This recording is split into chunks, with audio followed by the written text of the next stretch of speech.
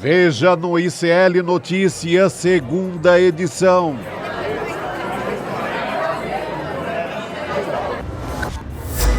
Foi dada a largada. Os 5 temas mais importantes do nosso debate.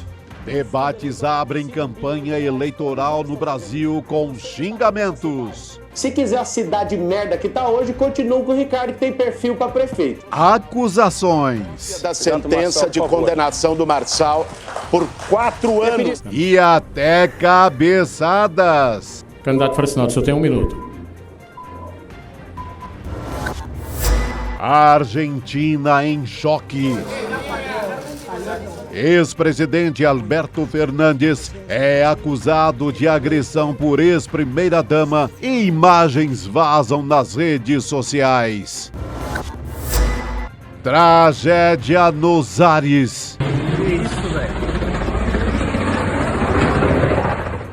Avião cai e deixa 61 mortos no interior de São Paulo. Vou sair daqui porque coisa da feia. O ICL Notícias, segunda edição, está no ar.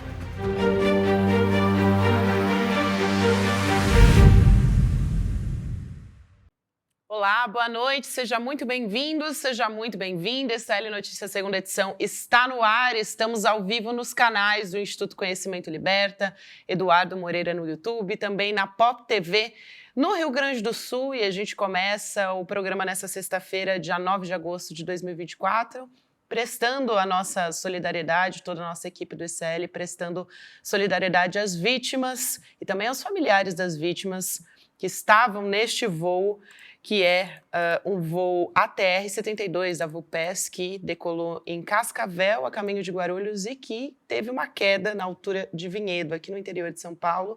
Vou dar boa noite também para o Chico Sá, meu colega de bancada, Rodrigo Viana. Triste a gente começar o programa assim, e a gente ainda está com as informações muito preliminares a respeito disso.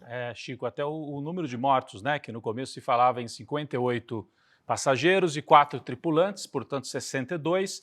Agora há pouco foi atualizada essa lista, 57 passageiros e 4 tripulantes, 61 mortos, o 5º acidente mais grave na história do Brasil em número de mortos, Chico. Muito triste, né? É. Uma sexta muito melancólica para todos nós. De repente estava todo mundo ali metido no clima olímpico, sai né, para um cenário de muita tristeza. Muita tragédia. Uma tragédia, as pessoas ainda tentando entender o que pode ter acontecido, né? Há algumas hipóteses, né, Chico? Uma das hipóteses é que o gelo teria se acumulado na asa do avião, né? Há opiniões de pilotos, especialistas, levantando essa possibilidade. Mas nada fechado, né?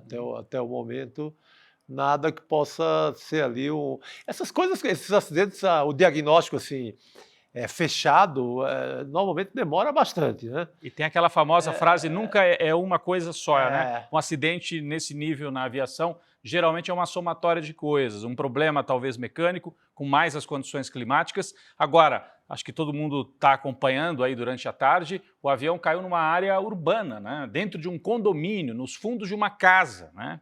Então tem imagens, muita gente gravou, tem muita imagem do momento da queda, e depois já dos destroços. Por muito pouco não pega a casa, né? Que tinha gente no momento. Começar mostrando essas imagens. Vamos. A gente tem, por exemplo, um mapinha, só para as pessoas terem uma ideia de qual foi a altura da queda do avião, né? A altura, eu digo, de onde foi a queda, né? Em Vinhedo, ali bastante perto de Campinas, o avião já estava se encaminhando para o Aeroporto Internacional de São Paulo, em Guarulhos, onde ele ia justamente fazer esse pouso, né, Rodrigo e Chico. A gente tem, então, 57, até o momento, né, segundo a companhia aérea, 57 passageiros, 4 tripulantes, como disse o Rodrigo. A gente tem essa confirmação de número de pessoas a bordo, ainda sem desconhecendo, portanto, a causa da queda, mas alguns especialistas já estão falando a respeito disso. Vamos mostrar a primeira imagem, o primeiro vídeo que a gente tem de pessoas que gravaram o momento da queda do avião lá em Vinhedo. Enquanto a gente está separando essa imagem, inclusive, olha só, essa é uma delas, mostrando, na verdade, já quando caiu, né? Isso já são os destroços no quintal, gente. Agora, é o quintal de uma casa, uma espécie de uma chácara, são casas muito grandes, são condomínios de casas de gente de posse, de gente rica ali na região de Campinas, é uma região famosa pelos condomínios. A gente até cobriu uma parte das imagens, porque vocês imaginam que tem aí sim o momento da queda. Que ele faz uma rotação no ar. Eu estava ouvindo aqui um especialista a respeito disso, né? Porque nessas horas é bom a gente ouvir quem entende, porque ainda a gente não teve uma investigação a respeito. O CENIPA, ainda a gente está aguardando uma investigação, o CENIPA, que é da Força Aérea Brasileira, né? O Centro de Investigação e Prevenção de Acidentes Aeronáuticos. Ele sim vai determinar, essa investigação sim vai determinar a causa. Agora, o Lito Souza, que é um especialista em aviação, ele já abriu, inclusive, uma live no canal dele para tentar explicar um pouco, claro que não a causa, porque isso a gente não sabe, mas explicando que ele estava numa altura muito baixa, essa aeronave, né? Ele é piloto, ele é mecânico de aviação, especialista em segurança aérea, então entende muito sobre isso. E ele estava dizendo que essa situação de voo, esse tipo de voo é chamado de flat spin. Ele explicou isso, que é uma situação de voo muito perigosa, muito difícil de se recuperar. Então, alguma coisa fez com que o avião estivesse voando dessa maneira, né? Pode ser, aí a gente vai determinar, claro, com uma investigação do CENIPA. E eu conversava aqui com o nosso colega, o César Calejon, né, que trabalha pelas manhãs, mas está aqui atento no noticiário, e mandava a informação de que o avião caiu 5 quilômetros, né? Desceu 5 quilômetros em apenas 2 minutos. Então, uma queda muito rápida, né? E os destroços depois ficam aí dentro desta casa. A gente observou agora. Não dá para imaginar a agonia dessas pessoas, dos passageiros, né? Diante de qualquer turbulência, a gente já fica naquele pavor, naquele clima de horror. Imagina uma situação dessa. Você não dá para a gente mencionar o que é isso na cabeça de um passageiro num momento trágico como esse. E tem vídeos gravados, são esses, mas a gente até evita trazer o som, porque quem gravou estava numa situação também de desespero, né? Chico e Gabi. E esses vídeos estão circulando pelas redes. Então eu ouvia um rapaz ofegante correndo, ele corre em direção aos destroços, aí alguém diz, não vai, porque pode explodir. E depois uma outra mulher gritando ao fundo. E eu ouvi também o testemunho de uma pessoa que estava na casa ao lado dessa onde caiu o avião, dizendo que houve uma primeira grande explosão, que é essa que gera uma bola, uma fumaça escura muito grande, e que depois outras pequenas explosões. Então o risco para quem está em volta também, e às vezes no impulso quer ajudar, quer ver o que vai fazer, bom, a temperatura altíssima e não tem muito o que fazer mesmo, né? Porque, olha lá, a primeira grande explosão, quando o avião cai, gera essa fumaça, e depois, segundo ela, outras explosões um pouco menores, espaçadas, até pelo combustível que se espalha, né? Agora é um milagre, né? Porque, olha, mesmo numa área que não é assim, de uma casinha em cima da outra, podia ser numa área de maior densidade de população, ser muito mais trágico tudo isso. Mas mesmo assim, cai numa área de grama, assim, isso é um milagre. Né? Cai muito colado na casa. Destrói, as imagens aéreas mostram, Gabi, 2 carros que estavam na garagem desta casa onde cai o avião, completamente destruídos. A área, o que seria a área de lazer, parece ser uma espécie de uma churrasqueira, a área de lazer da casa, também completamente destruída, mas a estrutura principal, olha, piscina, né? A estrutura principal da casa foi atingida muito pouco, só uma das paredes. E a informação também de uma testemunha de que havia uma pessoa dentro da casa, pelo menos uma, e que conseguiu sair, conseguiu correr quando o avião cai e há essa explosão. Mas a gente tem que aguardar, pode ser que tenha ainda também vítimas no solo, né? A gente não sabe, os bombeiros estão nesse momento fazendo essa avaliação. Olha isso, olha. É muito próximo à casa mesmo, pode ter acontecido alguma outra muito próximo. História. E aí, alguns minutos depois da queda, ainda com o fogo, né? Ali no entorno dos destroços dessa aeronave, né? Que saiu de Cascavel, a gente mostrou o mapa agora há pouco, saiu de Cascavel, no interior do Paraná, em direção ao aeroporto de Guarulhos. Está aí o mapa de novo na sua tela, e caiu em Vinhedo, no interior paulista, na região de Campinas. Saiu a lista já, né? Infelizmente, até Sim. é uma sensação tão... Antes da gente falar dessa lista, Rodrigo, eu acho que vale a pena a gente dizer também que a própria FAB, agora está acontecendo uma coletiva de imprensa, obrigada, uma coletiva de imprensa justamente do CENIPA explicando as condições, como é que está sendo feita essa investigação, porque não é rápida, como vocês dois já explicaram, não é rápida uma investigação do CENIPA, então eles estão explicando como que vai se dar essa investigação, quanto tempo deve acontecer, e seria importante também, nesse momento, todo tipo de pressão para que as autoridades deem resposta a respeito disso é importante. Agora, a FAB disse que esse voo aconteceu dentro da normalidade até 1h20 da tarde. A gente teve essa queda, né? A aeronave parou de responder às chamadas da Torre de São Paulo e perdeu o contato com o radar 1h22, portanto, 2 minutos depois que a FAB diz que tudo estava acontecendo até então dentro da normalidade, né? Então não teve uma declaração de emergência, nem de condição meteorológica adversa, porque já também alguns especialistas disseram que tinha uma condição ali de frio e chuva, Tá entrando né? uma frente fria no estado de São Paulo. Está entrando hoje uma frente fria. Só que não houve uma declaração de emergência, uma comunicação de que isso estivesse ali atrapalhando, né, o mau tempo que a gente chama, vamos dizer assim. Então o CENIPA vai poder dar uma resposta a respeito disso, está investigando o caso. E muita gente falando a respeito desse voo, né, Rodrigo? A própria jornalista Daniela Arbex, muita gente conhece a Daniela Arbex, porque tem livros assim muito relevantes, né? A Daniela Arbex, jornalista investigativa, enfim, escreveu o Holocausto Brasileiro, né? Se eu não me engano. Sim. Ela disse que pegou um voo dessa mesma empresa ontem e ela fez alguns vídeos na rede social mostrando que os passageiros estavam passando mal por causa do calor dentro da aeronave. Precariedade nesse voo. Só para deixar claro, né? O modelo do avião é o ATR-72. ATR-72 é o modelo. Voipass, né? Isso. E a empresa é a Voipass, que é a antiga Passaredo. Antiga Passaredo. Chico, você voa bastante, né? Já voei muito. O último foi agora há 10 dias para Juiz de Fora. São Paulo, Guarulhos e Juiz de Fora.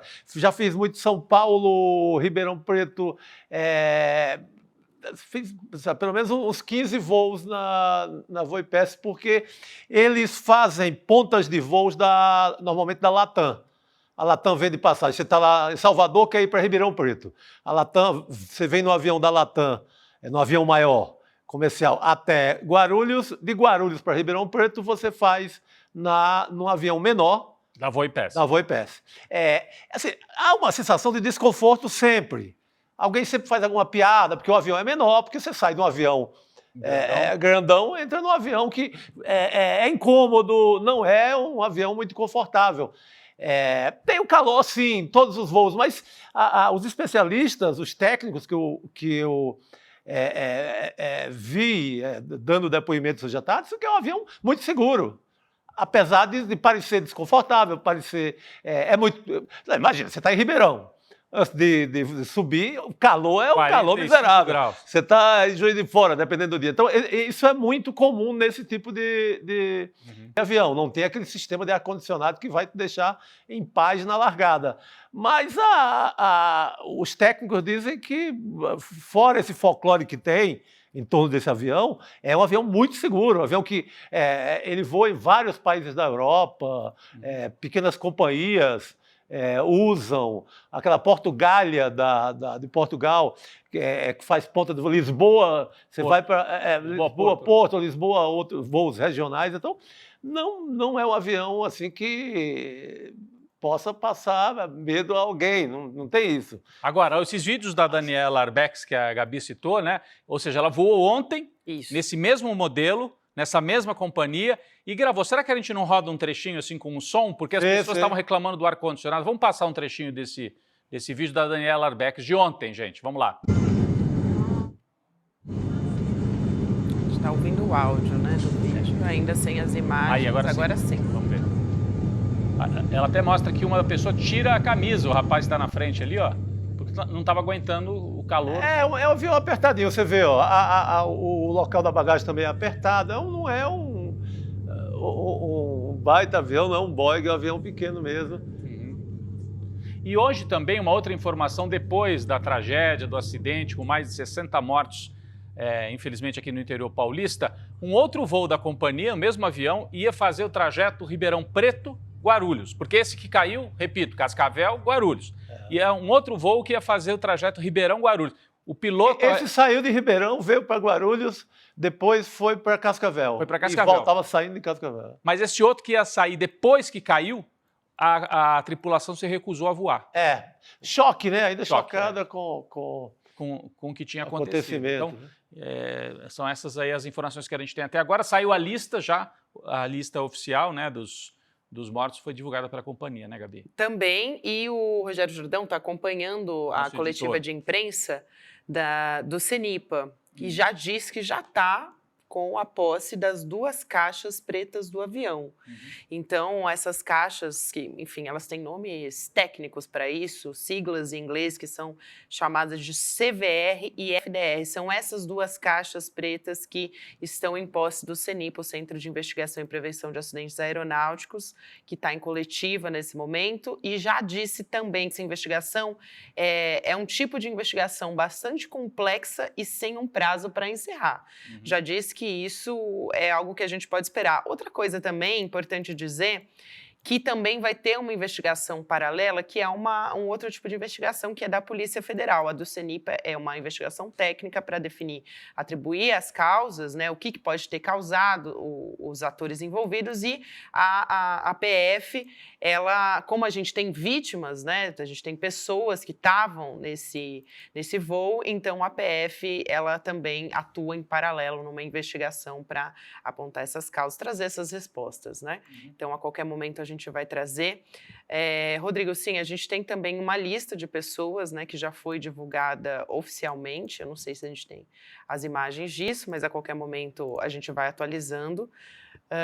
O governador aqui de São Paulo, o Tarcísio de Freitas, também o do Paraná, o Ratinho Júnior, cancelaram as agendas para ir até Vinhedo. Então, o presidente Lula também ficou sabendo já, claro, desse acidente, enquanto ele estava participando de um evento lá em Santa Catarina, e pediu um minuto de silêncio. A gente tem também as imagens. Vamos assistir. Primeiro, eu tenho que ser portador de uma notícia muito ruim, e que eu queria que todos se colocassem de pé para que a gente fizesse um minuto de silêncio, porque acaba de cair um avião na cidade de Vinhedo, São Paulo, com 58 passageiros e 4 tripulantes, e parece que todos morreram. Então eu queria pedir um minuto de silêncio para as vítimas. Portanto, a fala do presidente Lula, né, prestando solidariedade às vítimas também.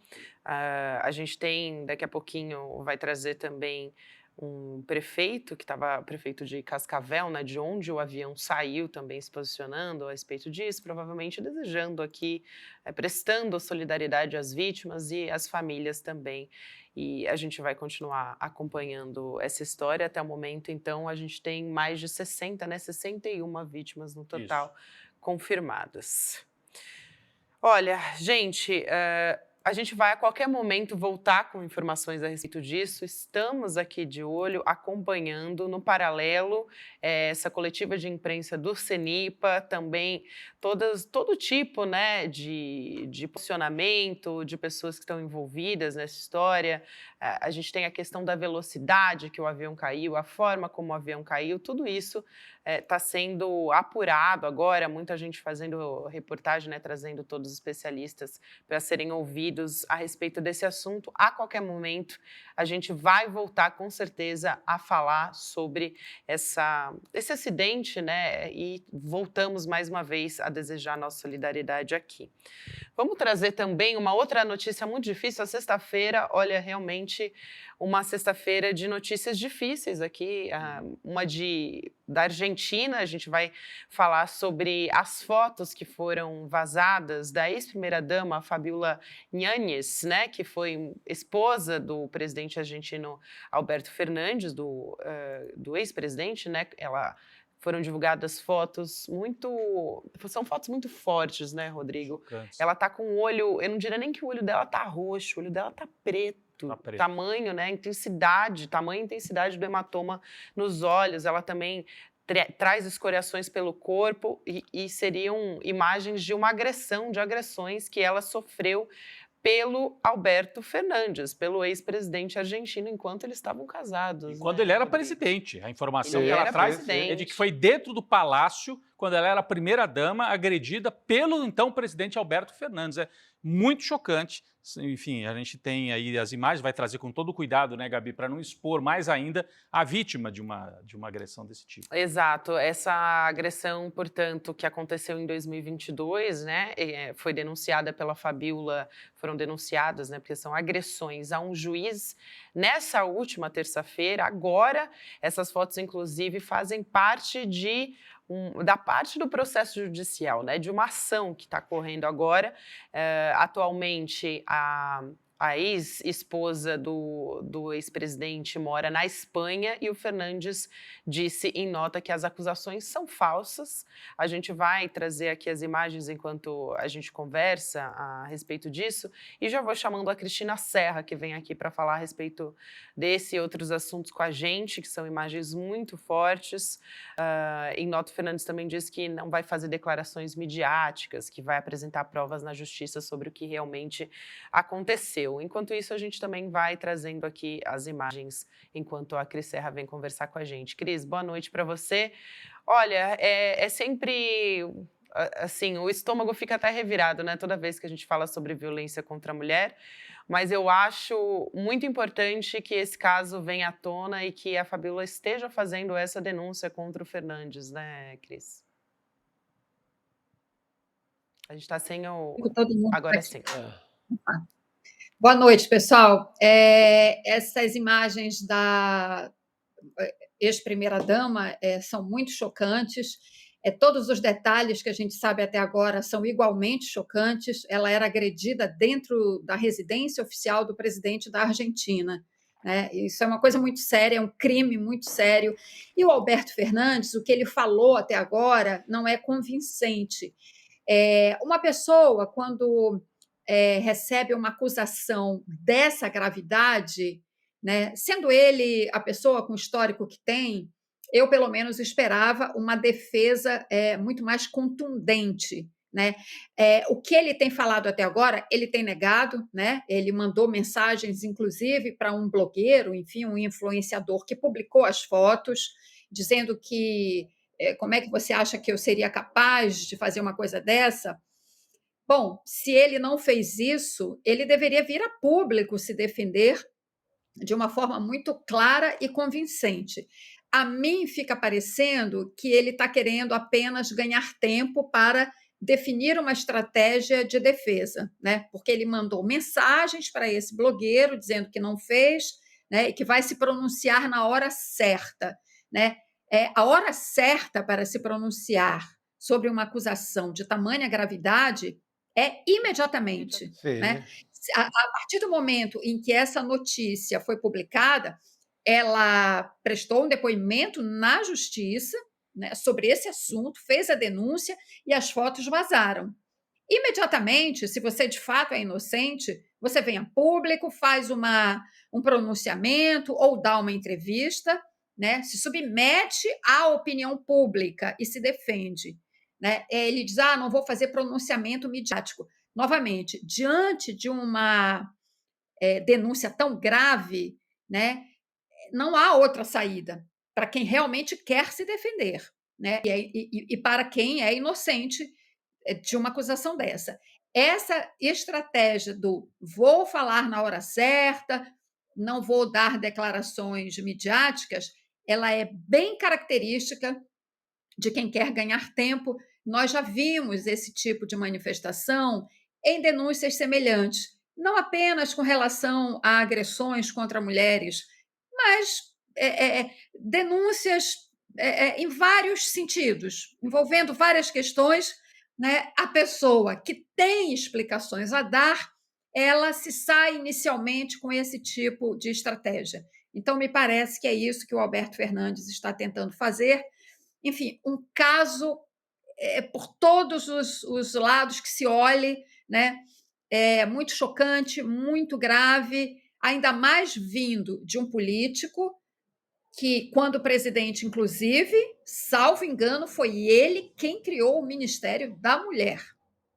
Então, ele não pode, como político, ter uma conduta e, na vida íntima, ter a conduta de um agressor, né?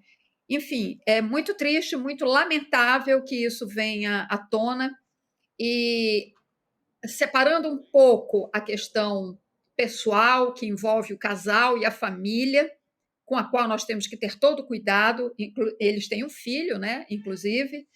Enfim, então a gente precisa ter muito cuidado ao tratar do assunto, mas tem também uma questão política, porque é óbvio que o governo atual da Argentina de extrema-direita vai se aproveitar desta situação para explorar politicamente o assunto, né, e esta contradição da figura do Alberto Fernandes, de ter sido, na política, um defensor das mulheres, das minorias. Ele também foi quem criou o Instituto contra a Discriminação, aí pegando um aspecto mais geral, né, de vários grupos sociais discriminados, mas na vida particular tem o comportamento de um criminoso.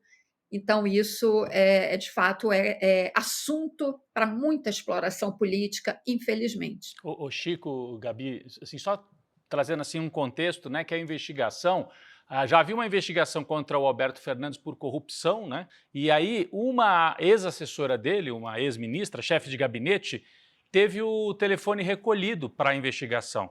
E acharam, né, o Ministério Público argentino achou no telefone desta assessora mensagens com a então primeira-dama, em que a primeira-dama reclamava, pedia socorro, contava coisas que estavam acontecendo entre o casal. Foi daí que eles puxaram o fio dessa investigação específica de agressão dentro do casal. E aí é algo muito grave. A gente tem até algumas trocas de mensagens, não é isso, Gabi? Que foram divulgadas pela imprensa lá na Argentina.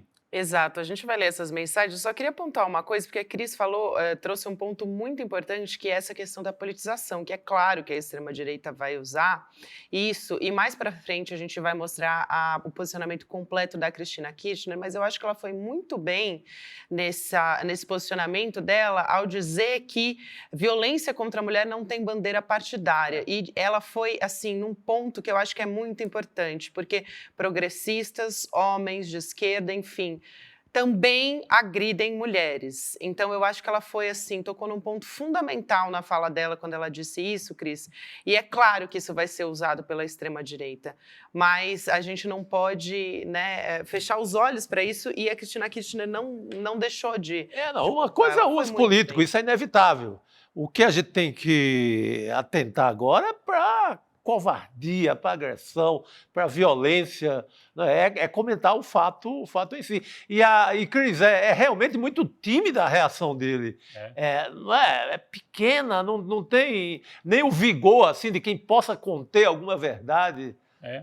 Não é uma reação indignada, parece do culpado mesmo, do clássico culpado. Só trazer aqui as falas, essa troca de mensagens, antes de voltar para a Cris também, porque não foram só as fotos, para quem estava nos acompanhando aqui, a gente mostrou as imagens, né, dos hematomas, do olho roxo, braço roxo, do braço também, assim, são imagens fortíssimas, e nessa troca de mensagens também aparecem ali as fotos, né, tem nesse diálogo da Fabiola e do Alberto Fernandes, né, no WhatsApp, a gente vai trazer agora, vai colocar aqui na tela.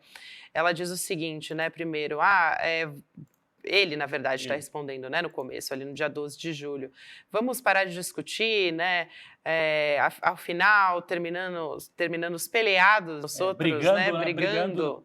Por causa dos outros, né? A gente brigando por causa dos outros que são terceiros, vamos dizer assim, né? Que ele está dizendo, por favor.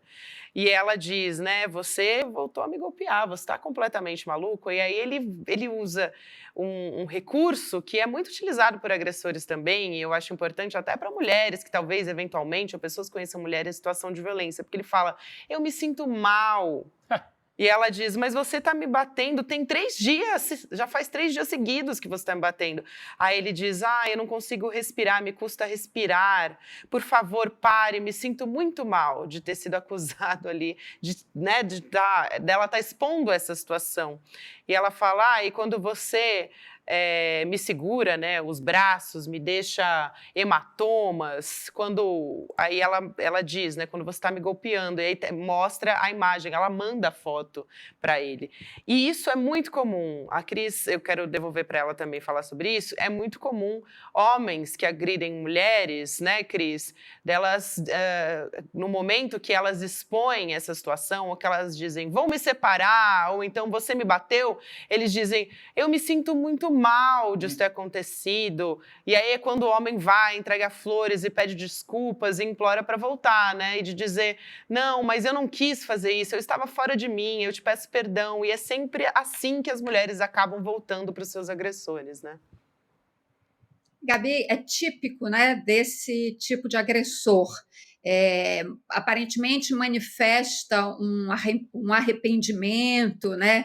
E tenta também dizer que aquilo que ele fez, embora ele não admita, né? Ele não fala em nenhum momento da troca de mensagens, ele não fala objetivamente, te peço desculpas por ter agredido.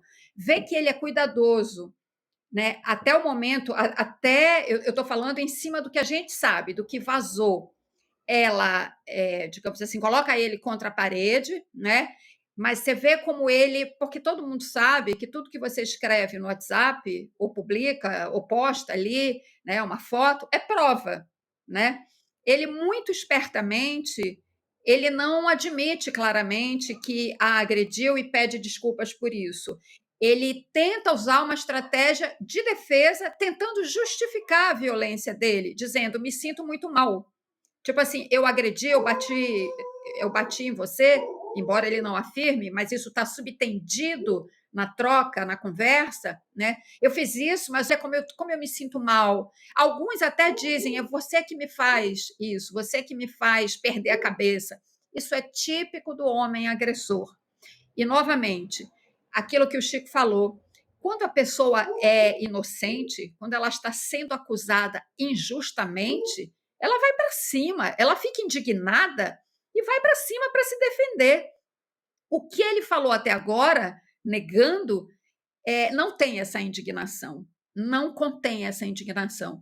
Eu sei que isso que eu estou falando, é claro que tem uma carga de subjetividade muito grande, mas eu estou falando também em função de muitos outros casos que a gente já viu, né, anteriores, e o perfil dele, infelizmente, está se encaixando nesses perfis de homens agressores que a gente já viu anteriormente em algumas situações, né? Então, isso tem que ser, sim, denunciado. Espero que ele responda realmente por esse crime. Ele vive atualmente, né, a vida dele é entre Madrid e Buenos Aires, pelo que eu li, né, ultimamente nas notícias.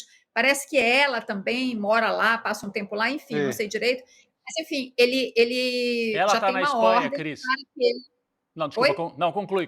Eu ia falar que ela está na Espanha e ele está em Buenos Aires e há uma ordem para que ele não saia de Buenos Aires. Isso, já tem, porque isso é importante, já tem uma ordem para que ele não deixe o país. Então, é sinal de que a justiça está atenta e vai fazer o que tem que ser feito e ele vai ser submetido a um julgamento por esse crime. Sim. E aí a gente falou rapidamente, né, sobre o posicionamento da ex-presidenta Cristina Kirchner, né, no Twitter. Vou ler aqui a declaração completa dela, mas achei muito bom o posicionamento. Super forte. Muito forte, Rodrigo. Ela diz, abre aspas, né, para Cristina Kirchner, as fotos da senhora Fabiola Yannis com hematomas no corpo e no rosto, juntamente com os bate-papos, né, com as conversas publicadas no WhatsApp, que revelam o diálogo entre ela e o ex-presidente, não apenas mostram a surra que recebeu, mas também revelam os aspectos mais sórdidos e sombrios da condição humana. E também nos permite verificar mais uma vez e de forma dramática a situação da mulher em qualquer relação, seja ela num palácio ou numa cabana. A misoginia, o machismo e a hipocrisia, pilares sobre os quais se baseia a violência verbal ou física contra as mulheres, não têm bandeira partidária e permeiam a sociedade em todos os níveis, fecha aspas. Eu achei, assim, fundamental ela não ter passado nenhum tipo de pano para o Alberto Fernandes. Ela disse o que tinha que ser dito mesmo. Não, e ela tem uma pessoa de muita proximidade política, é aliada, né? Então, é mais importante ainda. Mais ou menos. Não. Eu digo, acabam de sair de uma eleição que estavam Mas Mas eles no poder... A Cristina já tinha rompido politicamente com Alberto Fernandes há algum tempo, ainda como vice-presidente. É verdade. Ela se rompeu. Você tem razão, Cris. Mas, independentemente disso, o que ela falou é absolutamente correto. Os dois eram do mesmo campo político, do peronismo e tal. A Cristina de um núcleo muito mais combativo, né, do peronismo mais à esquerda. Enérgica ali. O Alberto Fernandes, de uma linha mais assim, moderada, um professor de direito, ligado aos direitos humanos, né? Esse é o perfil dele. E quando teve a eleição, a Cristina, como tinha muita oposição a ela, assim como ao Lula aqui no Brasil, resolveu, eu vou de vice e vai o Alberto candidato, porque ele é mais moderado, a classe média vai engolir e tal, vai ser melhor. E aí foram os dois juntos na chapa. Mas como dizia a Cristina, ao longo do mandato, ela foi se afastando, justamente porque não concordava com algumas posições políticas, achava que o governo estava moderado até demais, né? E eles foram se afastando. Mas uma coisa é se afastar politicamente, né? Outra coisa é essa barbárie aqui. E isso que ela está dizendo não tem bandeira partidária, não se trata, é peronista, não é peronista. Tem no peronismo, tem na esquerda, tem na direita, tem no socialista. Sim, ela não passa pano hora nenhuma, vai para cima. Foi para cima. Um detalhe a mais só, a Gabi falou, mas é importante a gente reforçar isso, as marcas no corpo que a Fabíola mostra, elas não são assim, de um safanão, assim, alguém que te pegou aqui no braço de uma forma violenta e ficou uma marca no braço. A marca que ela tem no olho é de quem apanhou muito. Sabe? Então, assim, é um ato de violência muito forte. Reiterado, talvez. Ela fala isso na assim, mensagem, né? Ela fala, você está me batendo por dias consecutivos. Sim. As marcas são muito brutais, que mostram uma violência recorrente e não um momento em que o cara perde a cabeça, que é um absurdo também, que é violência, as pessoas não podem, e as pessoas têm que entender que qualquer ato violento contra outro ser humano é criminoso, é um crime. Ou às vezes, dependendo do caso, você enquadra como lesão corporal, tentativa de homicídio e até homicídio, ou no caso da mulher, feminicídio. Agora, essas marcas que ela está mostrando são de uma violência num grau de brutalidade muito grande. Exato. Isso realmente precisa de uma explicação e de punição. É isso. E só para reforçar mais uma vez, eu já tinha dito aqui também, mas o Alberto Fernandes, ele não quis se pronunciar, ele disse que não vai fazer declaração midiática, que vai apresentar provas na justiça sobre o que realmente aconteceu, não quis se pronunciar imediatamente sobre isso, e a gente teve acesso, né, a essa troca de mensagens e também as fotos que denunciam o que aconteceu por conta da denúncia que a Yannis fez na última terça-feira, portanto, nessa semana. Gabi, só uma coisinha assim, lembrar que o Alberto Fernandes, além de uma figura do peronismo, de centro-esquerda, mas enfim, de centro-esquerda, teve um papel no continente todo. Quando o Lula estava preso em Curitiba, ele foi visitar o Lula ainda antes de ser presidente da Argentina, um gesto de solidariedade. Quando o Evo Morales sofreu aquele golpe, quase foi morto pela extrema-direita na Bolívia, o Alberto Fernandes ofereceu solidariedade, foi na fronteira, ajudou o Evo, salvou a vida do Evo, levou o Evo Morales para a Argentina. Então ele era tido como assim um presidente com uma aura, né, progressista. Agora, uma coisa é o discurso, a política, né?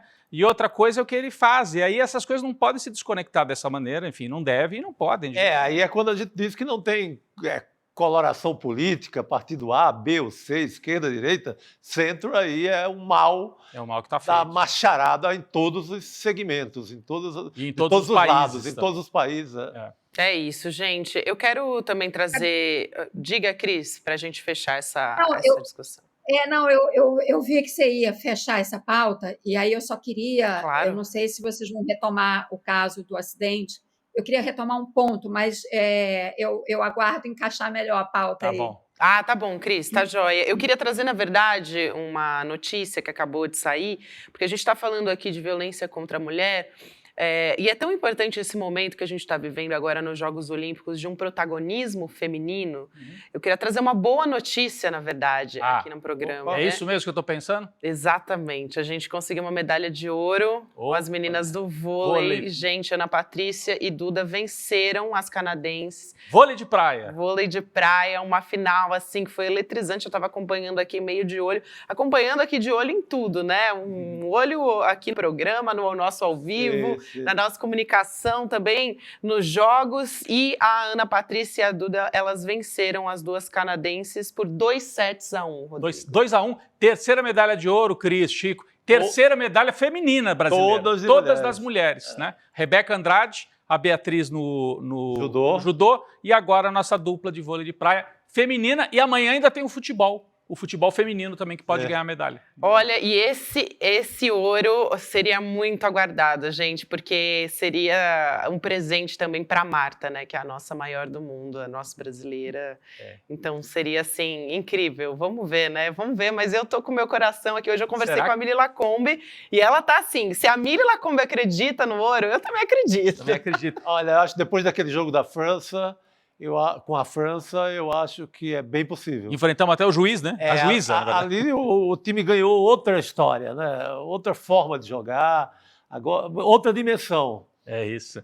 Será que a gente não tem uma imagem das duas campeãs, as duas medalhistas de ouro de agora a pouquinho, do vôlei de praia? Assim que a nossa equipe achar, vai colocar aqui na tela, só para a gente fazer a nossa homenagem. Duda e Ana Patrícia. Duda e Ana. Gigantes, duas gigantes trazendo mais um ouro para o Brasil. Terceira medalha de ouro do Brasil nessa Olimpíada de Paris. Mas vamos lá, Gabi. Que bom, né? Para a nossa sexta-feira. Saiu um pouco dessa nessa nossa era tão pesado, gente. Não tá fácil. E o nosso chat aqui também, ele não tá se aguentando. A gente estava aqui, tava todo mundo, gente, é ouro no Brasil, ouro no Brasil, ouro no Brasil. Todo mundo querendo falar a respeito disso. Depois a gente traz mais informações de Olimpíadas também até o final do programa, gente. Mas olha, muito orgulho das nossas grandes mulheres brasileiras, de todos os nossos atletas, mas essa Olimpíada, vocês me desculpem, meninos, mas essa Olimpíada é das mulheres. Concordo inteiramente. Completamente, é isso aí. Bom, e seguimos aqui conversando sobre outros temas que também a gente... o nosso noticiário está fervilhando, né? De ontem para hoje. A gente teve os primeiros debates, gente, das eleições municipais. Vamos conversar com a Cris Serra sobre isso também. Começando por São Paulo. Lembrando, gente, quando a gente fala de eleições municipais, elas estão com características, assim, muito nacionais e trazendo pautas muito nacionais, apoios, né? Tem candidatos bolsonaristas aqui em São Paulo, mas só um deles está sendo oficialmente apoiado por Bolsonaro, mas todos com esse discurso, a maior parte deles um discurso bolsonarista, com exceção, né, do Guilherme Boulos, que é um candidato progressista, a própria Tabata também não, mais ao centro, mas a gente estava falando sobre violência contra a mulher, no caso do Alberto Fernandes, né, e trazendo esse olhar para a Argentina. Aqui também, na Prefeitura de São Paulo, a gente tem que falar sobre isso, porque também há um destaque desse debate, porque o atual prefeito Ricardo Nunes, ele é questionado no processo, né? Na Lei Maria da Penha, pela candidata Tabata Amaral. Ela trouxe isso à tona aqui também, essa discussão da violência contra a mulher. Vamos assistir? Vamos lá. Por favor. Numa sabatina do UOL, você foi questionado sobre isso e disse que o BO tinha sido forjado. No dia seguinte, a Polícia Civil lhe desmentiu. Colocou um comunicado dizendo que o BO era verdadeiro. São Paulo não merece um prefeito que mente e que é agressor de mulher. Então, eu lhe pergunto, e a pergunta é sim ou não. Você mentiu ou não mentiu no UOL? Olha, Tabata, eu nunca levantei um dedo para minha mulher. Nunca levantei um dedo para minha mulher, que inclusive está aqui. Estamos juntos há 27 anos, 3 filhos. Minha filha está aqui, a Isabela, o Ricardinho, a Maiara. Sou vô de um netinho lindo de 2 anos. A minha filha Maiara está gravidinha de 4 meses. Eu não esperava de você um nível desse. Você vê que ele fica tenso, obviamente, quando a Tabata pergunta, e se agita um pouco, e sabe que a mulher dele estava ali na plateia, Cristina. Tem um vídeo, né, Rodrigo? Tem um Você pode dar uma explicação? Eu vou dar uma explicação. Não, a gente não tem o vídeo, mas a gente tem a explicação. A explicação. Do que estava acontecendo. Porque os debates na Band tem uma plateia. Sim. E aí, na plateia, a mulher do Ricardo Nunes estava e se agitou demais e gritou no momento, falou assim, respeitem a minha família e tal. Mas o fato é que ela fez a denúncia contra o Ricardo Nunes lá, enfim, alguns anos atrás. Depois se arrependeu de fazer a denúncia publicamente, tem boletim de ocorrência. Tanto é que ele não consegue explicar. Então, é algo muito sério, um prefeito que, segundo a mulher, agrediu. Né? É o mesmo caso que nós estamos contando. Ele tentou por anos assim, a versão de que não existia esse BO. A polícia de São Paulo, que é comandada por um aliado pelo Tarcísio, que é um governador aliado do prefeito, acabou revelando esse BO agora recentemente para o portal UOL. É por isso que o portal é citado. Então, não tem saída. Houve a agressão revelada pela própria mulher dele. Não é algum adversário político que inventou, esse prefeito bate na mulher. Não foi isso. A própria mulher vai a uma delegacia e presta queixa. O BO existe, está lá. Não dá para esconder isso.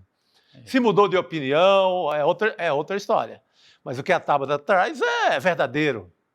E óbvio, né, Cris, que isso seria tema do debate. A campanha do Ricardo Nunes sabia disso. Mesmo a esposa ali do Ricardo Nunes ter feito uma cena, disse, não fala da minha família, tal. Queria ir lá bater boca com a Tabata, né? Mas todo mundo acalmou os ânimos ali. Sendo a Tabata uma candidata mulher, é claro que isso faz parte da estratégia dela, claro. Né? Óbvio. Ela não perderia essa oportunidade. E até porque, não só por uma questão de estratégia político-eleitoral, mas porque o caso aconteceu, existe o boletim de ocorrência, tanto que a pergunta dela é bem objetiva. O senhor mentiu ou não ao UOL sobre o tal boletim? Ele não responde a pergunta. Ele vai com o discurso pronto, porque, obviamente, a equipe dele, que o assessora e que prepara ele para a campanha, preparou exatamente para este cenário, para esta possibilidade. Não só preparou a resposta dele, como a mulher na plateia, com a família, e reclamando contra a pergunta da Tabata, também faz parte deste cenário de defesa do Ricardo Nunes, né? Eu estou falando baseada no relato que o Rodrigo traz de como a mulher dele reage. Então, está tudo preparado para ele se defender. Não é convincente, mas ele se preparou para isso, né? A gente já viu muitas vezes em casos de denúncias de mulheres contra maridos, companheiros, namorados, enfim, agressores, que fazem a denúncia e voltam atrás. Sim. Ou por pressão emocional, ou por pressão econômica, ou por qualquer outro tipo de pressão, né? Pelo visto, este casal aí se acertou por alguma razão, né? E ele já está, nesse aspecto, ele está com a defesa preparada e que certamente ele vai repetir ao longo de toda a campanha. O que não impede, não deve impedir os outros candidatos de lembrarem, sempre que puderem, que existe o tal boletim de ocorrência. Claro, é isso, Cris. Eu acho também que vale muito a pena a gente trazer aqui o comportamento do Pablo Marçal, né, candidato do PRTB, que é o coach bolsonarista, né, mais do que o próprio candidato do Bolsonaro, que é o Ricardo Nunes, né, o atual prefeito de São Paulo. Primeiro eu quero trazer um trecho aqui, também com a Tabata Amaral, do PSB, né, a Tabata, que escancara um pouco o despreparo, né, do Pablo Marçal para concorrer como prefeito. Mas vamos assistir esse primeiro vídeo, então. Então eu trago, candidato, uma pergunta simples, mas muito importante. Qual é a sua opinião? Você é contra ou a favor da Operação Água Branca? Você pode esclarecer o que é a Operação Água Branca? Deve ser algum bandido de esquerda que deve estar envolvido nisso aí. Bem, para ser... Posso não virou aqui. A sua réplica. Para ser prefeito de São Paulo, tem que estudar. Acho que até o Nunes, que não fez nada pela operação, pode lhe explicar, mas é uma operação urbana na região oeste e norte. Ele achou que fosse uma operação policial. Quer dizer, ele não achou nada. Ele, ele não sabe nada, né? Sabe nada. Ele veio de Goiás aqui como aventureiro, né? Ele traz tudo que o bolsonarismo tem de pior. Ele é condenado pela justiça por roubo a banco, pertencente a uma quadrilha. Esses caras ganharam muito dinheiro também com jogos e internet. Ele tem toda essa bandidagem moderna, tecnológica que o bolsonarismo traz e usou muito bem na campanha de 2018.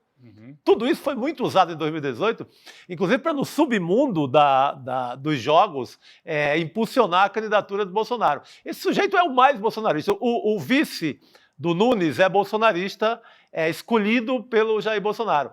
Mas o eleitor do ex-presidente vai rachar em São Paulo. Já está rachado. Ontem eu senti assim, em rede social, que hoje é um termômetro muito valioso, o bolsonarismo pesado com o Pablo Marçal. Com o Pablo Marçal. Ninguém quer saber de Ricardo Nunes. O Ricardo Nunes não tem vibração. Ele não tem a maldade e a violência bolsonarista, mesmo com esse caso da mulher, mas ele não leva para a TV, tanto que na TV ele disfarça e diz que não bateu na mulher. Mas ele não tem essa violência do bolsonarismo. Ele não tem a estupidez explícita do bolsonarismo. Boa, Chico. Nossa, isso é muito bom. Essa definição perfeita. Essa definição é perfeita. Eu quero aproveitar que a gente está falando aqui da estupidez. Tem um outro aspecto também, que são as fake news. Sim. E o Pablo Marçal, ele não diz isso explicitamente, mas ele vai e faz um gesto contra o Guilherme Boulos, né, insinuando que ele cheira cocaína. Vamos assistir esse vídeo também. Vamos. A pergunta vai pro Boulos. Pode começar? Ele também respondeu, e aí eu acho importante a gente trazer logo na sequência, claro, né? Porque sim. Senão a fake news sozinha, ela se alastra. Então vamos trazer a resposta do candidato Guilherme Boulos também. A gente vê o baixo nível de um candidato. Eu queria dizer uma única coisa. Ele negou aqui, disse que sai da disputa se alguém apresentar a sentença de condenação dele, que a Tabata trouxe, que é verdadeira, não é? Por formação de quadrilha em fraude bancária. Está subindo agora na minha rede social a cópia da sentença de condenação do Marçal por 4 anos de cadeia. Plateia, por favor. 4 anos de cadeia lá em Goiás. Espero que ele cumpra a palavra e saia da disputa. Ele disse que o Datena queria sair, acho que vai ser o primeiro a sair, vai ser ele, a não ser que não cumpra a palavra e mostre o charlatão que é. É isso, o Guilherme Boulos traz um fato concreto. Sim, tá lá. Condenação por participar de uma quadrilha de roubo de banco. Não é que ele chegava armado, como se via antigamente. Era a parte eletrônica, a parte de fazer isso pela internet, com recursos tecnológicos. Mas foi condenado. O Chico já tinha acabado de falar isso. Inclusive, é pioneiro nesse tipo de roubo no Brasil. Assim, ele é da primeira leva, da primeira geração. Ele é formador de outros que fizeram coisas parecidas depois. Agora, ele se preparou para esse debate. Nós já vamos passar para a crise. Daqui a pouco temos o Pedro Barciela aqui para analisar as redes sociais. Por quê? Porque o Pablo Marçal se preparou para transformar o debate da Band, esse primeiro debate, Cris, num grande palco, num grande circo, o nome dele circular nas redes sociais. De certa maneira conseguiu, mas parece que conseguiu de uma maneira torta. Porque o padre Kelmon, da eleição presidencial, também foi para as redes sociais, mas foi uma figura assim que, né?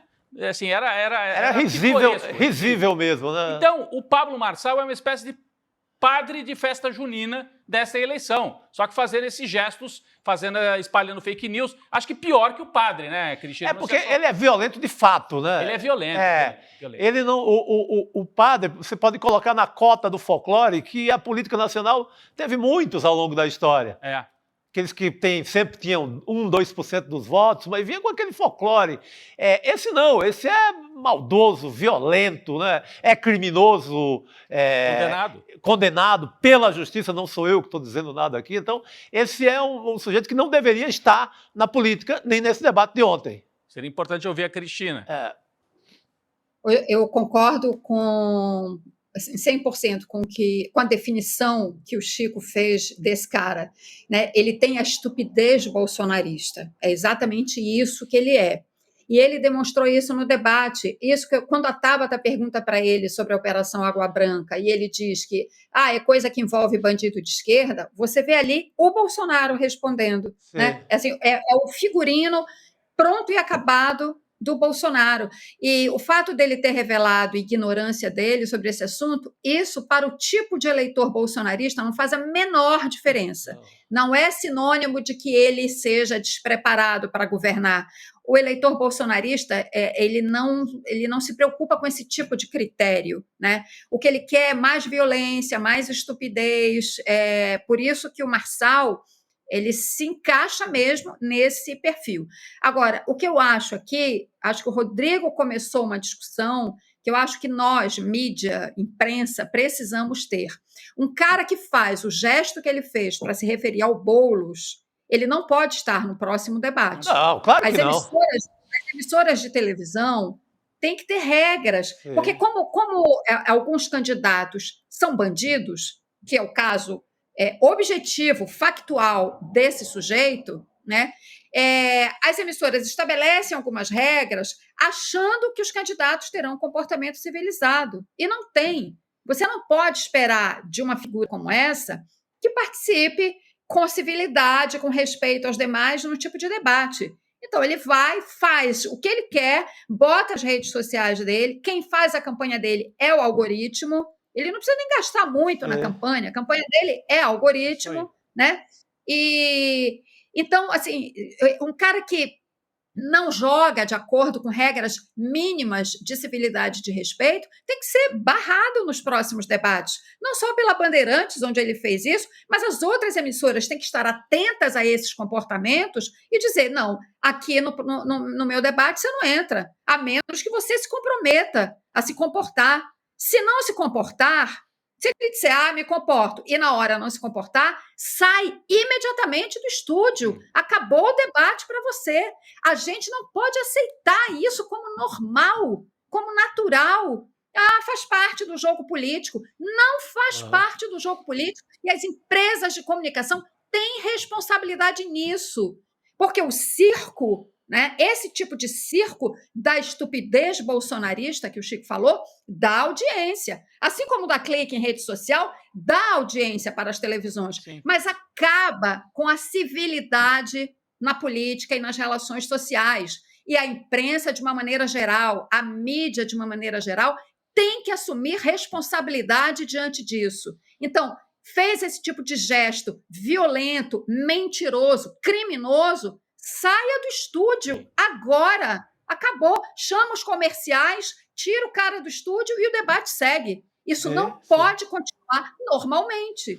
É isso. Concordo. Inclusive, o Guilherme Boulos, né, do PSOL, ele decidiu acionar a justiça contra o Pablo Marçal por conta desse gesto, né? Basicamente foi chamado ali de cheirador de cocaína.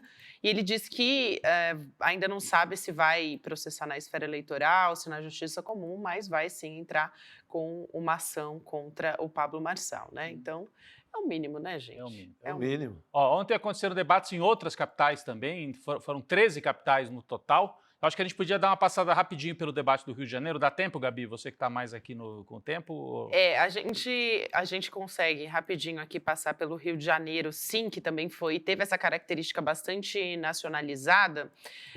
E um dos principais temas, claro, no Rio foi segurança pública, e o prefeito Eduardo Paes, do PSDB, PSD, né? PSD, perdão, e o candidato bolsonarista, o Alexandre Ramagem, apoiado pelo Jair Bolsonaro, que está liderando, vamos dizer assim, em segundo lugar, né? Primeiro vem o Eduardo Paes, que é o primeiro, com certeza, está ali com uma grande margem de vantagem. Depois vem o Alexandre Ramagem. Foram eles dois que protagonizaram também, além das pesquisas eleitorais, o debate. Eles ficaram num empurra ali de responsabilidade. A gente tem um trecho também. Vamos assistir para ver como foi.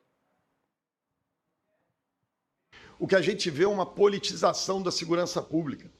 Os comandantes de batalhão, os próprios chefes de polícia, o chefe da Polícia Civil, são indicados por partidos políticos, por deputados estaduais.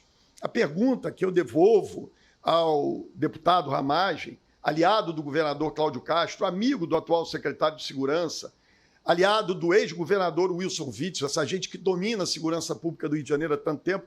O que você acha, deputado Alexandre Ramagem, dessa coisa de indicação política para comando de batalhão, para delegacia de polícia, como acontece no governo do seu padrinho Cláudio Castro? Eduardo Paes sempre lavou as mãos e acusou governo estadual e governo federal.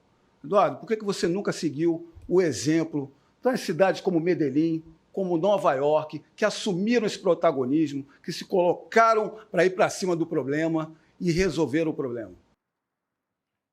Bem, então, a gente acompanhando... Muito civilizado em relação a São Paulo. Ao debate de São Paulo, isso aí foi mesmo, sei lá, parecia coisa da ONU, de alto nível. Parecia. E olha que é o Ramagem, que é o sujeito que está envolvido até o pescoço em algumas das denúncias contra o Bolsonaro. Em arapongagem bolsonarista, mas falou, não foi como o Pablo Marçal aqui em São Paulo, que Padre Marçal. Assumiu a bandidagem total.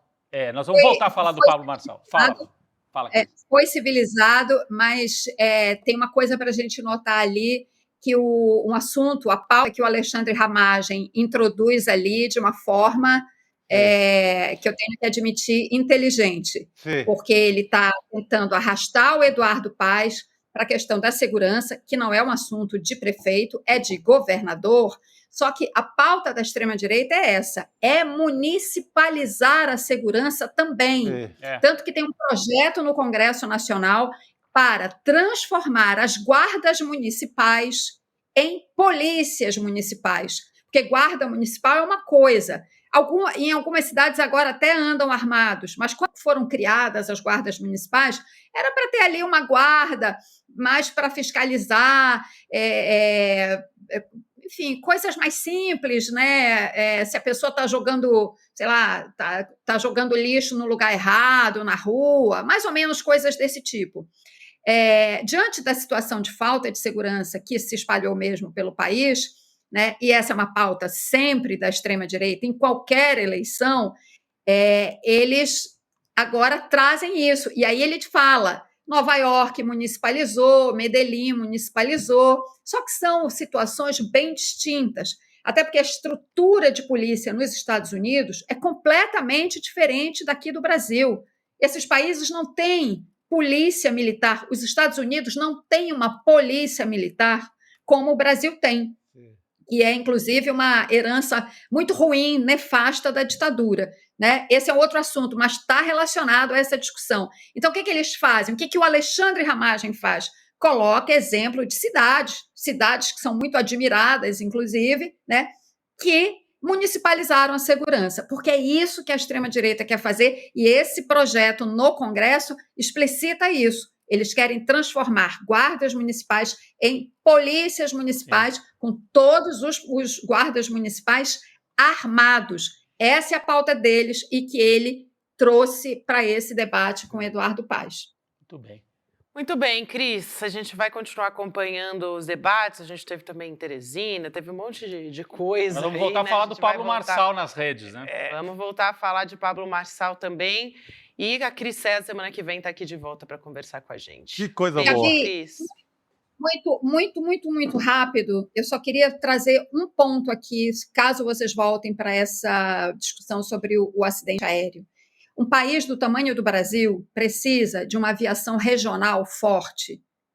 É inaceitável que no Brasil a gente não tenha companhias aéreas regionais com força para atender demandas em regiões localizadas, por exemplo, na Amazônia.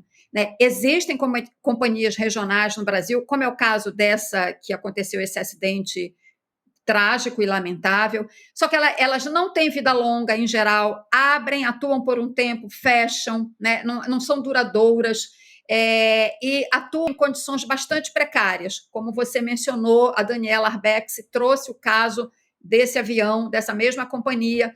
Ela, depois, inclusive, daquele post com as imagens, ela confirmou que o avião que caiu foi o avião em que ela estava. Foi o mesmo avião, não foi só o mesmo modelo. Ela estava exatamente no mesmo avião, ou seja, um avião que, na véspera, o ar-condicionado não funcionava. Então, nós temos aí um problema de falta de fiscalização, a agência reguladora deixa a desejar no seu trabalho, e nós temos um problema de desenho de cobertura de rotas aéreas neste país.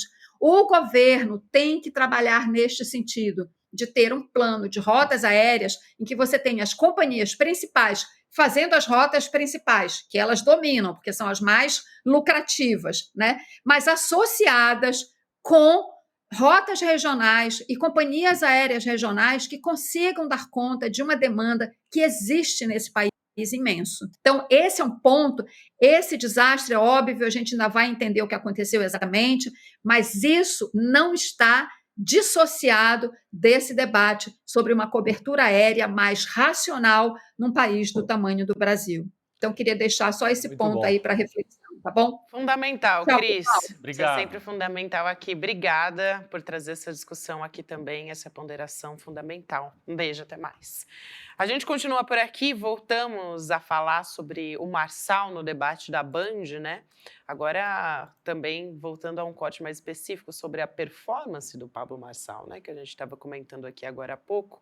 Daqui a pouco a gente vai trazer mais um trechinho da fala dele, mas vamos chamar aqui o Pedro Barciela para conversar com a gente, que faz o nosso monitoramento de redes sociais. Ele é especialista nesse assunto, ele analisou, gente, 24 mil comentários no Instagram a respeito do candidato Pablo Marçal, do PRTB, e também vai apresentar esses dados para a gente entender melhor essa história. Pedro, boa noite para você, bem-vindo mais uma vez, querido. Boa noite, Gabi, Chico, Rodrigo, prazer mais uma vez falar com vocês. E é isso, né? Parece que temos um vídeo aí, mais um vídeo para mostrar. Vamos assistir. Tá na ponta aí, na agulha, como se dizia antigamente. Vamos rodar mais um vídeo, Pedro, aí depois na sequência você comenta aqui com a gente a repercussão nas redes. Vamos lá? Esses politiqueiros aqui, todos eles, estão aqui para fazer graça. Essa adolescente que está aqui, que vive falando, que representa as mulheres, essa adolescente precisa amadurecer um pouco. Silêncio. Tem como parar o tempo, já que estou incomodando aí? O senhor siga o seu tempo, por favor. Então, voltando o tempo. A adolescente que vos fala aqui, vai atrapalhar de novo, torcida, kids. Pausa o tempo, por favor. Candidato, o seu tempo está correndo, não vai ser pausado, por favor. É o seguinte, é muito simples, é para-choque de comunista. Que sujeitinho, né, Gabi? Chamando a Tabata de adolescente. É ordinário, né? Sujeito ordinário. Esse cara não pode estar no debate. Pode. Eu concordo com a Cris. Porque ele passa por cima de qualquer regra de civilidade. É um arruaceiro.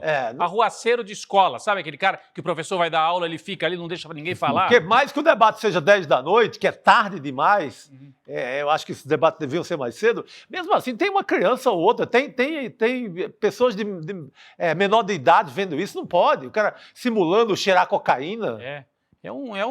Enfim, não tem nem adjetivo para ele. Agora, a tática dele, por isso que ele chamou o Pedro Barciela, né? Porque, Pedro, você é especialista nisso. Boa. A tática do Pablo Marçal, como disse a Cristina Serra, ele não faz campanha, o algoritmo faz campanha para ele. Mas deu certo, porque uma coisa é aparecer nas redes sociais, outra coisa é como ele apareceu. Então traz pra gente como é que foi a repercussão, por favor, do Pablo Marçal nas redes sociais, essas coisas que ele fez ali na tela do debate da Bandeirantes. Perfeito, Rodrigo.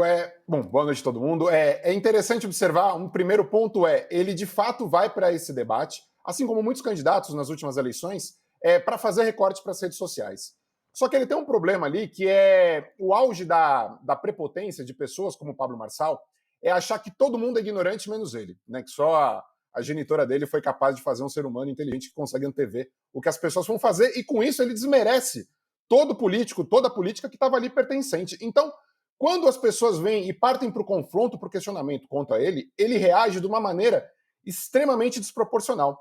E o interessante dessa análise que a gente fez, Rodrigo, é que nós fomos atrás no Instagram dos comentários que as pessoas fizeram nas publicações que continham esses recortes que ele se propôs a fazer, mas que também outros veículos de imprensa fizeram.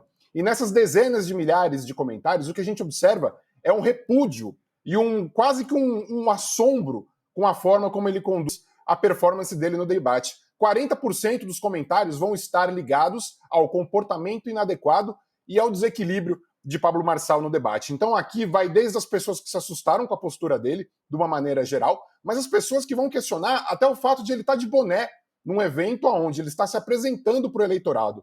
É muito importante a gente ter essa compreensão. Neste momento do debate, as pessoas estão permitindo que o candidato entre na casa delas para se apresentar. Uma coisa, e se a gente comparar com os debates que Jair Bolsonaro participou, ele tem aquele comportamento totalmente recriminável dele, não precisamos mais falar de Jair Bolsonaro, mas nos debates, raramente ele adota essa postura que esse sujeito como o Pablo Marçal adotou, porque é muito agressivo. Ele está entrando nas casas das pessoas via televisão e tendo um comportamento agressivo, falando de cheirador, falando de coisas totalmente aleatórias. Então, por isso que vai ter esse questionamento ali de 40% do desempenho e do comportamento dele nos debates. Outros 25% vão lembrar, claro, do Padre Kelman, vão lembrar de outros atores patéticos que a gente teve, fazendo essa caracterização negativa do Pablo Marçal. Uma reação aqui, de novo, assustada das pessoas. E aqui, o que eu mais me encantei é a inteligência emocional ser algo que incomodou 20% das pessoas. É muito importante a gente lembrar que a gente está falando de um cara que se vende como um coach, né? Uma pessoa que fala como se portar em público, se apresentar, se vender, e estava completamente despreparado naquele momento. Ele pode achar que fez o recorte que ele fez, ele pode achar que conseguiu alguma coisa, mas ele não conseguiu, por mais que algumas pessoas ali vão acabar defendendo o Pablo Marçal, 5% ainda vão dizer que ele é um retrato, infelizmente, da quase que falência democrática dessas eleições e de eleições que a gente acabou de passar por aqui. Aí, depois disso, Gabi, a gente pode até falar, mas o importante é que falaram dele, ele abriu espaço para as pessoas buscarem quem é Pablo Marçal aqui na cidade de São Paulo. E quando a gente vai olhar as buscas no Google, pensando no estado de São Paulo, pós-debate, as buscas são todas ligadas, as que estão em ascensão, ligadas ou primeiro à Operação Água Branca, porque é simplesmente patética aquela cena dele recorrendo à pessoa que perguntou para ele para saber do que ela estava falando, então gera esse interesse. E o outro são os processos que o Boulos fez ali muito bem, é uma dinâmica que eu vejo muitas eleições usarem, não só aqui no Brasil, mas também na Argentina, quando Massa e Milei disputam o último debate ali, o Massa, o candidato peronista até então, ele recorre muito a isso do busquem no Google, procurem no Google, porque é uma forma de você utilizar a segunda tela. E foi o que Boulos muito bem fez, tanto que a gente vai ter aí condenação de Pablo Marçal condenado banco, Pablo Marçal foi condenado, buscas que aparecem quando as pessoas estão procurando o nome do coach desequilibrado emocional nas redes sociais. E aqui é interessante só um último ponto, Chico, que as pessoas muitas vezes em eleições, por mais que candidatos e campanhas tentem municipalizar, é muito importante a gente ter em mente que as eleições municipais elas têm um traço distinto do que são as eleições nacionais, também nas redes sociais. As eleições de 2020, a gente tinha ali um momento com o Arthur Duval, a gente tinha um momento com o Guilherme Boulos nas redes sociais, mas a gente não tinha um peso importante para o cara que ganhou as eleições naquele momento, que foi o Bruno Covas. Então, as redes sociais, e o Pablo Marçal vai provavelmente descobrir isso de uma forma bem interessante para a gente ver por aqui, elas não vão ter o peso que ele gostaria que tivesse, principalmente se portando com tamanho desequilíbrio emocional em rede nacional, quando as pessoas estão abrindo espaço para ele apresentar suas propostas. Muito bom, Marcelo. Tem uma coisa curiosa, a gente sempre fica em dúvida, dá espaço para esse cara, reposta a maluquice dele na rede social. Hoje o campo mais à esquerda discutia isso na Twitter, ex-Twitter, Facebook, Instagram, etc. Será que não estamos repetindo o que fizemos com o Bolsonaro? E ao criticá-lo, estamos dando espaço, estamos alimentando o algoritmo, etc. Né, Pedro? Essa é uma discussão que rolou muito hoje. No nosso caso, eu acho que não tem como fugir que isso é jornalístico. Aqui no nosso... no nosso caso. Foi um debate... É um debate, primeiro debate que abriu a eleição. Não tem como fugir desse tipo de análise. De pós-debate que a gente está tendo aqui, pelo que a gente viu ontem à noite. Então, sem saída nesse sentido. E tem que considerar também que é um cara que... Tem recortes nas redes, né, das falas, e aí muita gente questiona em cima disso. Né? Vamos reproduzir ou não, né? Ou então coloca a fala da réplica do candidato, desmentindo. Enfim, tem vários tipos de questionamentos. Tem que lembrar, Gabi, Rodrigo, Pedro, que esse cara chega no debate de ontem, ele não chega como um padre Kelmo ou como qualquer outro folclórico. Ele chega com 12 milhões de seguidores, ele chega com 11 a 12, 13% das pesquisas, variando o instituto. Então, é bem diferente de alguém que aparece do zero. Então, ele é tema de debate, não tem como fugir. Ele é tema nosso aqui, não tem como esquecer e ignorar. Perfeito, Chico. Isso é muito importante. Ele já é um cara enorme nas redes, né? A gente tem um acompanhamento que a gente faz diariamente para o Rolê ICL. Ele sempre, regularmente, está ali entre as principais publicações no Brasil, abordando com mentiras e piadas, qualquer outra coisa que não necessariamente a política nacional, inclusive com fake news sobre o Rio Grande do Sul, fake news que foram denunciadas por diversos veículos de imprensa. Então, ele já tem um tamanho muito importante. Mas a Cris, ela trouxe alguns minutos atrás, um ponto muito importante. Muitas pesquisas feitas, por exemplo, em 2016, pós-eleição do Trump, colocavam o peso que a imprensa e setores da mídia tiveram na eleição dele ao repercutirem falas descontextualizadas que pudessem promover a imagem dele naquele momento. Isso tem um peso muito maior para a gente discutir, como a Cris bem propôs, do que necessariamente os usuários estarem de fato incomodados e repercutindo as barbaridades que Pablo Marçal fez ontem. Eu cito, por exemplo, eu tive que acompanhar hoje a participação desse sujeito com a Natuzaneri no G1. O que ele faz ali, o espaço que dão para ele, é muito pior do que qualquer publicação. Até pela posição que ele deixa na Natuzaneri, é constrangedor, de fato. É um abuso psicológico que ele faz, e ele consegue fazer isso com uma jornalista experiente como a Natuzaneri, principalmente no fim da entrevista. É algo muito perverso, principalmente se a gente pensar na bola que a Cris levanta, que é o espaço que a imprensa dá para um sujeito que beira com a sociopatia. Então, cabe essa reflexão muito mais para setores que são estruturados na sociedade, que contam com alguma liderança como a imprensa tradicional, muito mais do que o peso das redes sociais para sujeitos como o Pablo Marçal nesse momento. Uma coisa bem rapidinha, a legislação não obrigaria a Bandeirantes a colocar o Pablo Marçal lá no debate, porque ele é de um partido que não tem 5 deputados federais. Só os partidos com mais de 5 é que você é obrigado aí, se não fizer isso, você está contra a lei. É que as TVs lidam também, olha, mas ele está bem nas pesquisas, ele é um ator relevante, então vamos colocar no debate. E ficam de olho na questão da audiência também. Claro, ajuda a puxar a audiência. Agora, tem uma informação boa é que o próprio partido dele está querendo caçá-lo. Isso. Não somos nós, não é o adversário dele, não é o Boulos, não é o Guilherme Boulos. O Marco Andrade, que é presidente do PRTB, quer caçar a candidatura. Porque a convenção não teria obedecido à legalidade. Esse partido é aquele do Levi Fideli. Do Aerotrem. Do Aerotrem. E esse partido é cheio de confusão. Cheio de confusão. Nego chega, compra uma vaga para cá, para lá. É muito complicado esse PRTB. Mas o presidente da sigla quer caçá-lo, dizendo que a convenção que o nomeou, que oficializou a candidatura dele, foi ilegal. Não foi autorizada pelo Diretório Nacional. Então, qualquer eleitor, qualquer filiado ao PRTB que entra num TRE, daqui de São Paulo, claro, em qualquer departamento do TRE, vai conseguir bloquear essa candidatura. Então, não é difícil tirar esse candidato que não está preparado para a democracia. Que eu seja, tem que caçar todo mundo. Não, esse cara não está preparado para o debate político. Não está preparado para a convivência em sociedade, eu diria até, né? Ele é perigoso, ele é condenado, ele é perigoso. Ele é um sujeito perigoso. O que ele já fez, gente, ele colocou em risco gente no alto de uma montanha, para onde ele levou, as pessoas tiveram que ser resgatadas, colocou em risco aquela turma que foi correr na maratona com ele. Enfim, um sujeito perverso. Se ele rouba o cara no banco, se rouba um cliente com esse roubo usando a tecnologia, o que esse cara não pode fazer numa campanha também usando a tecnologia? Pois é, perigoso. Os adversários. Perigoso. É muito perigoso. Estamos apenas começando.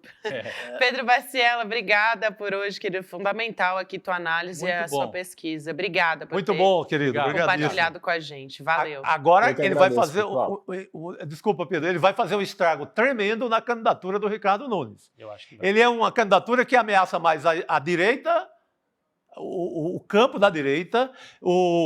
Daí é que eu acho que vai haver uma reação muito grande da própria Prefeitura de São Paulo.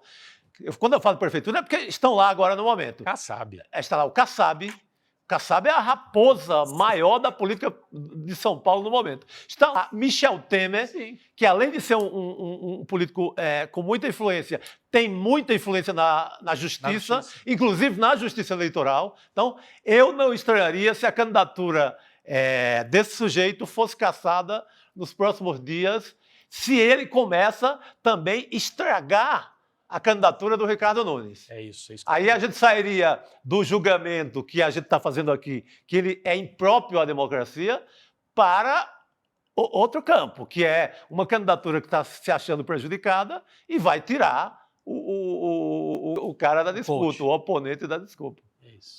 É isso, Pedro. Valeu, querido. Um beijo para você. Tchau, pessoal. Obrigado. Até mais, querido. Valeu. Gente, estamos afiadíssimos também com essa história aí das eleições municipais, mas tem começou, né? Também. Agora a gente sentiu pelo clima que começou. Começou, Chico. É isso, né? O clima a gente já tá pegando fogo aqui. Agora, tem outras histórias também ainda importantes e que rondam aí, né, as eleições municipais, que uma delas é esse movimento de anistia para o Bolsonaro. O Alexandre de Moraes, o ministro Alexandre de Moraes, mandou soltar o Felipe Martins hoje e o Silvinei Vasquez ontem, né? O Felipe Martins, para quem não se lembra, né? A gente vai trazer aqui um pouco dessa história que também ele estava preso preventivamente, era o ex-assessor especial para assuntos internacionais do Jair Bolsonaro, é aquele que fez aquele famoso gesto, né? Do White Power. Ele estava preso preventivamente também desde fevereiro e acusado ele de participar daquela tentativa de golpe do 8 de janeiro e ele foi apontado pela Polícia Federal como parte, núcleo jurídico do golpe. Ele vai ter que cumprir medida cautelar com uso de tornozeleira eletrônica e a gente vai falar sobre essas duas decisões aí recentes do Alexandre de Moraes, do STF, sobre mandar soltar esses dois. Vamos conversar com o Luiz Nassif, que já está aqui para falar com a gente a respeito disso. Tem um movimento de anistia para o Bolsonaro, Nassif? Boa noite para você. Então, boa noite, pessoal. Boa noite, querido. Depois eu queria dar 3 pitaquinhos sobre Pablo Marçal aí, que o pessoal não está explorando muito aí. Tá? Não, o comentário que se tem... Veja bem, você está criando um movimento aí para tentar lançar o Tarcísio de Freitas como o próximo campeão branco aí, digamos. Essa jogada da Sabesp aí, o escândalo de várias décadas, eu nunca vi uma operação tão irregular que nem essa aí. Foi saudado pela Veja, lançando o Tarcísio como presidente. A Veja não tem expressão mais, mas ela representa o pensamento daquele que é o grande líder, digamos, desse cartel da Faria Lima, que é o André Esteves do Banco Pactual, BTG Pactual. Então, a conversa que se tem é que a família do Bolsonaro não aceita nenhum candidato que não seja o Bolsonaro. Então, o que se comenta é que há um movimento para... O Tarcísio próprio visitou Alexandre de Moraes para um pacto aí que o Bolsonaro ganharia anistia em troca da garantia de que ele não iria concorrer. E daí abriria espaço para o Alexandre de Moraes. Agora, o Alexandre de Moraes... O próprio Alexandre de Moraes, o Tarcísio de Freitas. Agora, o Tarcísio é um horror. Acho que na próxima semana deve ficar pronto um livro que eu escrevi aí, mostrando, tem um capítulo só sobre o Tarcísio no DENIT, com jogadas, tem jogadas de barra pesada aí em cima da engenharia do DENIT, da tecnologia de informação do DENIT aí.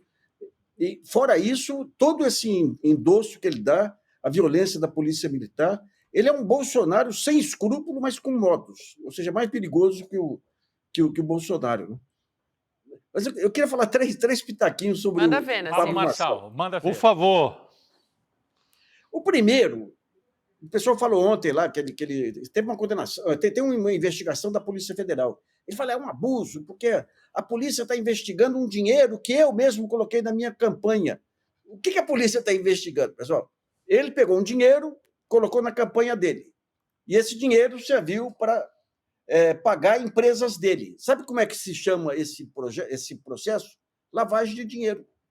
É dinheiro que veio de algum lugar que ele colocou na campanha e pagou a empresa dele. E daí esse dinheiro foi lavado. Sim. Esse é o primeiro ponto. Segundo ponto, ele apareceu numa live aí, numa cidade da África, falando, eu aqui estou construindo uma cidade na África para reduzir a pobreza do pessoal aqui, ali eu vou fazer uma escola, ali eu vou fazer isso, e tem o nome da cidade. Eu fiz uma ampla pesquisa aí com o nome da cidade. Essa cidade, que é uma cidade sustentável, existe desde 2002. Não tem Pablo Marçal no meio. Não tem Pablo Marçal no meio, não tem nada do Pablo Marçal. Daí você entra no Gemini, que é a inteligência artificial do Google, e coloca o nome da cidade de Pablo Marçal. O que o Gemini diz? Pablo Marçal é um empresário brasileiro que investiu numa cidade da África. Pereré. Fontes: YouTube do Pablo Marçal, Instagram do Pablo Marçal, todas as redes sociais do Pablo Marçal. Então, ele é de uma esperteza sem tamanho. Sabe? O terceiro ponto dele. Eu fui no banco aqui, eu sou o maior cliente do banco aqui, me está do mal, eu falei, vamos montar um banco. Daí montei um banco que eu vou financiar bolsa de estudo e pereré. Eu peguei o nome do banco, fui procurar aí nos cadastros do CNPJ, é uma SC limitada. Ou seja, uma empresa que você abre. Você pode abrir qualquer um pode abrir uma SC limitada, que não é banco, não tem nada a ver com banco. Provavelmente nunca deu um empréstimo. E, finalmente, quando ele coloca a fortuna dele e coloca as diversas empresas dele, o que a Polícia Federal fez lá atrás? Foi até os escritórios dele, todos aqueles endereços das empresas dele, é uma sala dessa que você põe lá em... como é que chama lá? Bariri, aquela cidade lá que tem um IPTU menor, um ISS menor, que você põe lá no escritório, você põe 10 empresas lá. Então, digamos, a origem do dinheiro dele é muito duvidosa. É muito duvidosa e merece uma investigação aí, assim que passar essa eleição, para não parecer que é perseguição política, porque não cheira bem, não cheira bem. Não cheira bem. É isso, né, Gabi? Dá para se ver. Nassif, tem muito mais, além dessa agressividade toda, desses cortes de rede social que vão gerar aí, já estão gerando milhões de visualizações, o Pablo Marçal. Nassif, a gente vai se despedir de você, mas antes, né, a gente encontrou ontem Luiz Nassif na pré-estreia do documentário Vai Pra Cuba, Eduardo. Ele estava com a gente ontem, foi. O que você achou, hein? Sem muito spoiler, porque a gente só vai passar aqui, né, transmitir ao vivo no dia 13, mas a gente quer saber aí como é que foi. Eu estou indo para Cuba pela primeira vez no próximo mês, mas é um roteiro que eu queria fazer há muito tempo, que eu tenho um amigo de roda de choro, aí, o Serginho, que ele se especializou em criar uma comitiva de brasileiros e ir para Cuba para fazer o circuito da música lá. Nossa, legal. Esse eu quero fazer também. É muito bom, né? E ele leva o violão, vou levar meu bandolim também, e diz que os cubanos adoram a música brasileira, como nós adoramos a música cubana também, né? Então, já peguei um pré-roteiro lá com o Eduardo lá. Muito bom. E um fato que eu contei para algumas pessoas lá, o meu avô, que veio do Líbano, uma parte da família ficou aqui, ele foi para Rosário. E ele era vizinho de um arquiteto que era o Dr. Guevara. Olha. Vizinho de prédio. E meu pai nasceu lá, inclusive, em Rosário. Na Argentina. E quando o Che Guevara apareceu, as minhas tias lá, aquelas tias turquinhas, falavam, nossa, olha o filho do Dr. Guevara aí. Era o filho do Dr. Guevara. Filho do Dr. Guevara aprontou bem. Simplesmente, Dr. Guevara. Aparece bastante no filme, a filha dele aparece, a Leida Guevara. Muito legal. Valeu, Nassif. Obrigado. Abraço, pessoal. Vai para Cuba, Nassif. Vai para Cuba. Ele foi ontem para Cuba, né, com a gente. A gente tem, inclusive, imagens, né, da sessão de ontem, que foi pré-estreia no cinema aqui de São Paulo, da nossa exibição do primeiro documentário internacional do ICL. Vai para Cuba, Eduardo. E a gente tem as imagens aqui. Vamos colocar algumas para vocês terem uma ideia. Casa cheia, olha aí. A casa estava cheia, viu, Rodrigo? Estava cheia. A gente saiu, olha, gente, a gente Dá para ver a Gabi ali, ó? Dá para ver na pontinha ali, na terceira fileira. A gente saiu correndo, né? Acabou o programa, a gente acabou 2 minutos mais cedo, saiu correndo, pegamos o trânsito. Está ali também. André Graziano estava lá também, ó, olha a fila. Gente, olha só como estava ontem a pré-estreia do documentário. Vários cineastas, muita gente do cinema também acompanhando o lançamento, né? Isso. Eu vi a Laís Bodansky, né, que estava por ali, e outros cineastas também, muito legal. Sensacional, e a gente teve também, além do Luiz Nassif, lá também teve outras pessoas que passaram por lá, deram um pitaco, opinião do que elas acharam, né? A gente podia trazer aqui, né, alguns desses trechinhos que elas acharam. Vamos ver. Por favor. O tema exige bastante respeito, né, e estudo. Eu fui apresentada a Cuba pela melhor pessoa que poderia me apresentar, que foi o Frei Beto, que tem uma relação extremamente próxima e íntima com o país desde 81, que ele frequenta Cuba, ele era amigo pessoal do Fidel Castro. Então ele me apresentou o que Cuba tem de melhor, que são os cubanos. As histórias vêm com muitos preconceitos, com muitas ideias erradas, e é uma cultura totalmente diferente da nossa. Eu acho importante a gente conhecer uma outra cultura. São pessoas que foram criadas de uma outra forma.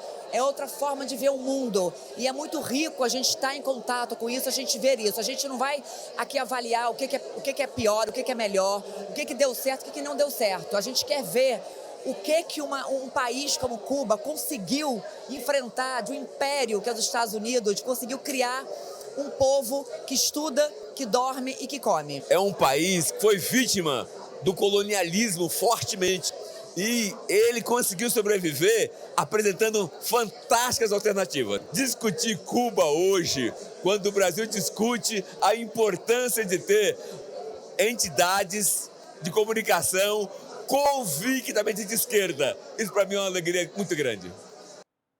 Para quem está querendo ou está na dúvida ainda se vai acompanhar a sessão, vamos chamar aqui o trailer do documentário. Aí você vai tirar essa dúvida. Vamos ver. Você pode ir para qualquer país e fazer qualquer tipo de documentário.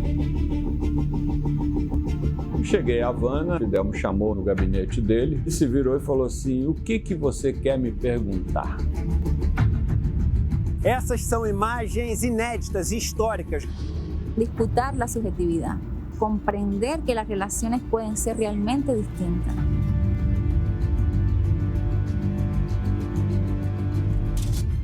Siempre se habla de los que se van de Cuba, pero no se habla de la mayoría, que son los que se quedan viviendo en Cuba.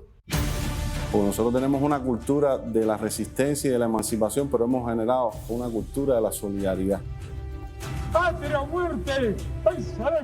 El verdadero revolucionario tiene que tener una gran capacidad para amar, porque si no tienes esa capacidad para amar, tú no puedes entregar tu vida a una causa. Un 30% de las medidas que Estados Unidos impone a Cuba se le impone a cualquier país latinoamericano y no hay gobierno que aguante.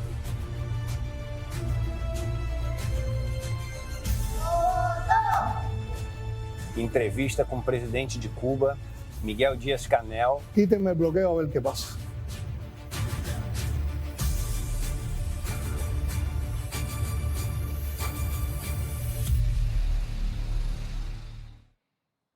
Maravilha, gente. A gente assistiu e a gente pode dizer que, olha...